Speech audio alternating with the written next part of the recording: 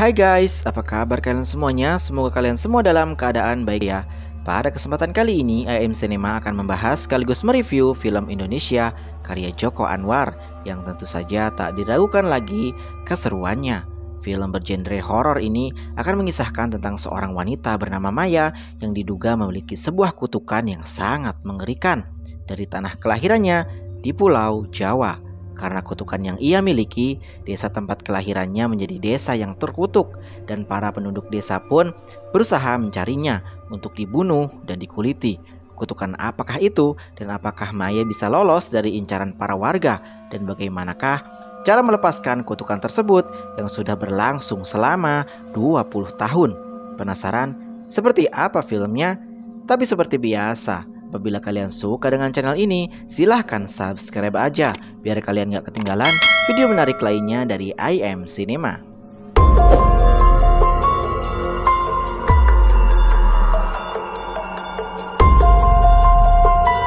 Di awal scene, kita akan diperlihatkan dengan seorang wanita penjaga pintu tol bernama Maya. Saat itu, waktu menunjukkan jam 1:11. Tentu saja saat tengah malam akan jarang sekali mobil yang lewat. Ia pun sambil teleponan dengan sahabatnya yang bernama Dini sambil mendengarkan lagu jadul. Mereka pun membicarakan bisnis yang akan mereka jalani bersama, yaitu berjualan baju. Setelah itu Maya pun mengatakan kalau sudah 1 minggu ini ia merasa diperhatikan oleh seseorang yang menggunakan mobil butut. Setiap kali orang tersebut melihat Maya, ia seperti ingin membunuhnya dan Dini pun menenangkan Maya. Tak lama kemudian orang yang dimaksud pun datang. Terlihat orang tersebut sangat memperhatikan Maya, namun karena ada truk yang akan lewat, orang tersebut pun pergi. Namun ternyata orang tersebut tak pergi. Terlihat orang tersebut menghampiri Maya. Seketika Maya pun panik. Ia pun segera mengunci jendela dan pintu. Dini yang mendengar di telepon pun langsung menghubungi polisi. Di luar, pria tersebut menggedor-gedor jendela. Dengan wajah datarnya, ia bertanya, "Apakah nama Mbak Rahayu?" "Bukan, nama saya Maya, itu kan di depan ada tulisannya," jawab Maya. Kemudian orang tersebut pun bertanya lagi, "Apakah Mbak dari desa Harjosari dan nama bapak Mbak Kidono Wongso?" Namun Maya hanya terdiam. Kemudian orang itu pun pergi. Namun bukannya meninggalkan Maya, tapi ia malah mengambil parang yang berada di bagasi mobilnya. Maya pun segera pergi dari posnya dan orang tersebut mengejar Maya. Di tengah pelariannya, Maya pun terjatuh dan orang tersebut langsung merobek bekas luka yang ada di paha Maya. Dan saat akan membunuhnya, datanglah polisi. Karena sudah pasrah, orang itu pun berkata, "Kami cuma tidak mau apa yang keluargamu tinggalkan di kampung kami. Tolong musnahkan." Polisi pun langsung menembak mati orang tersebut dan film perempuan Tanah Jahanam pun dimulai. Terlihat kini Dini dan Maya pun telah berhenti dari pekerjaan sebelumnya dan menjalankan bisnis yang mereka rencanakan.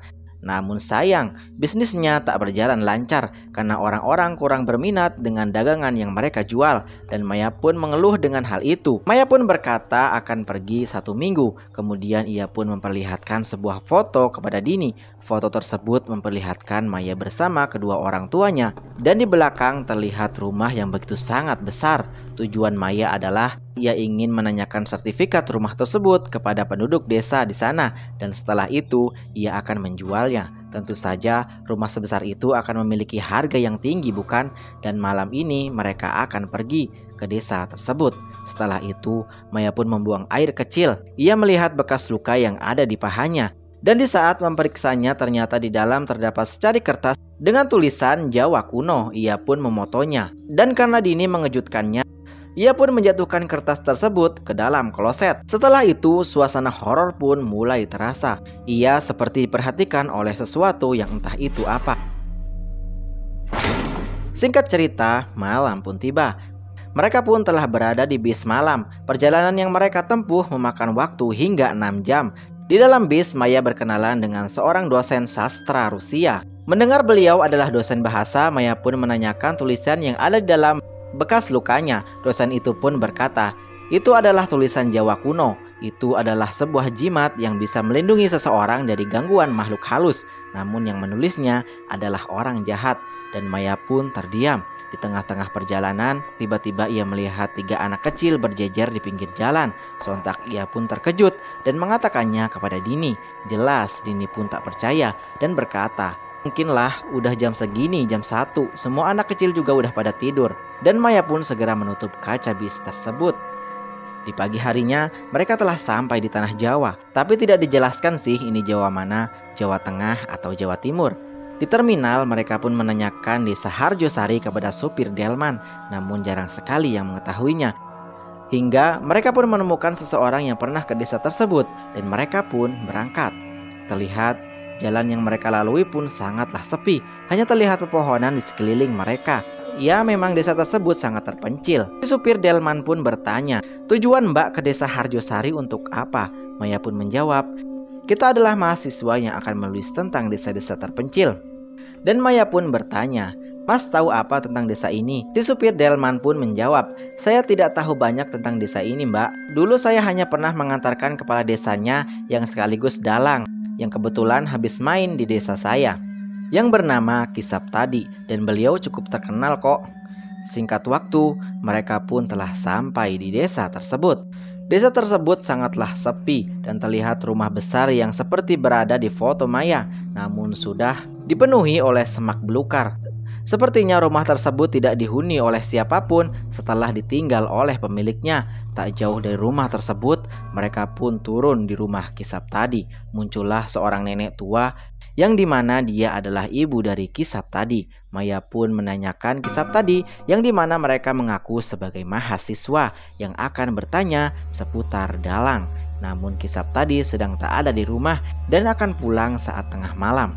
Karena sudah terlanjur di desa tersebut, mereka pun memutuskan untuk tidur di rumah besar tersebut. Di sini gue heran bro, kenapa tiba-tiba mereka berani masuk ke dalam rumah tersebut.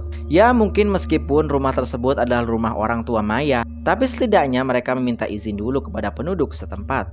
Di dalam rumah mereka pun melihat warga yang sedang melakukan penguburan seseorang yang telah meninggal, dan mereka pun mengikutinya. Di TPU, Maya menemukan kuburan orang tuanya yang kemudian mendoakannya. Dan kalau diperhatikan, TPU di kampung itu hampir dipenuhi dengan kuburan-kuburan bayi. Kira-kira ada apa ya di desa tersebut? Singkat cerita, malam pun tiba. Maya pun terbangun dengan suara aneh di luar. Ia pun segera mengeceknya. Ternyata tak jauh dari rumah tersebut ada warga yang akan melahirkan. Namun terlihat sepertinya mereka tak bahagia dengan lahiran tersebut.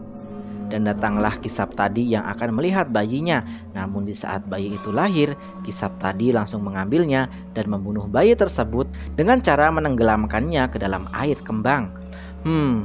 Kira-kira ada apa ya? Apakah kalian penasaran? Tenang, jawabannya akan segera kita ketahui nanti. Di pagi harinya, Maya dan Dini pun kembali dikejutkan dengan orang yang meninggal. Mereka pun heran, baru 2 hari di sana sudah ada 2 orang yang meninggal. Tentu saja yang meninggal adalah bayi yang baru lahir semalam. Dan mereka pun kembali mengikutinya. Di pemakaman mereka bertemu dengan Ki Saptadi dan mereka pun langsung mengutarakan niat mereka. Ki Saptadi pun berkata, "Kalian bisa langsung ke rumah saya untuk menyelesaikan tulisan kalian." Oh iya, Ki Saptadi adalah seorang yang sangat dipercayai oleh warga di sana. Sekaligus beliau adalah sesepuh di desa tersebut. Dan mereka pun kembali ke rumah. Namun Maya pergi ke warung untuk mencari makan. Di warung, Maya pun bertemu dengan seorang wanita bernama Ratih. Maya pun bertanya, "Mbak, tahu rumah besar yang di sana itu punya siapa ya?" Ratih pun menjawab, "Oh, itu punya keluarga yang tinggal di sana di waktu saya kecil." Dan nenek Ratih pun menyahut, "Iku omah demet sing gawe penyakit neng kene." Ratih pun kembali berkata, "Mbah saya bilang itu rumah penyakit.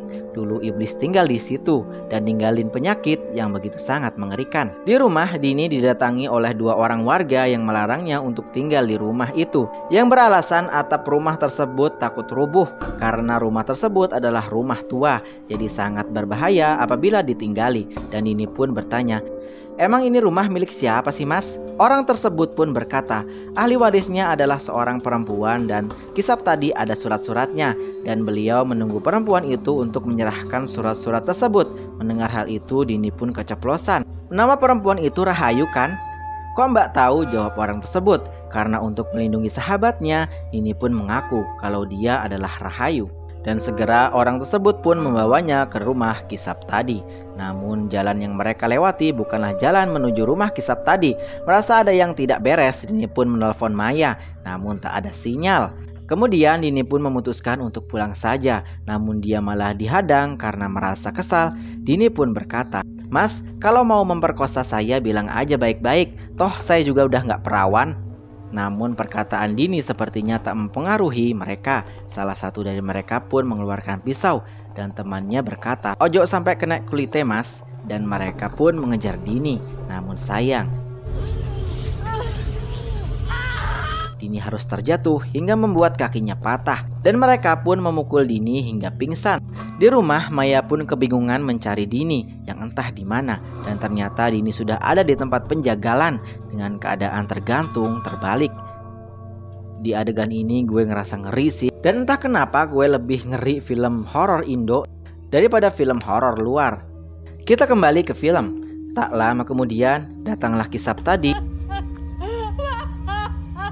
disusul dengan ibu Kisap tadi dan berkata, "Kowe ki dong ngopo?" Kemudian ia pun segera berjalan dan menebas leher Dini hingga mati dan berkata, "Ada 2 orang yang akan melahirkan. Kalian harus cepat, bayi-bayi itu mungkin akan selamat." Sebenarnya ada apa sih di desa ini?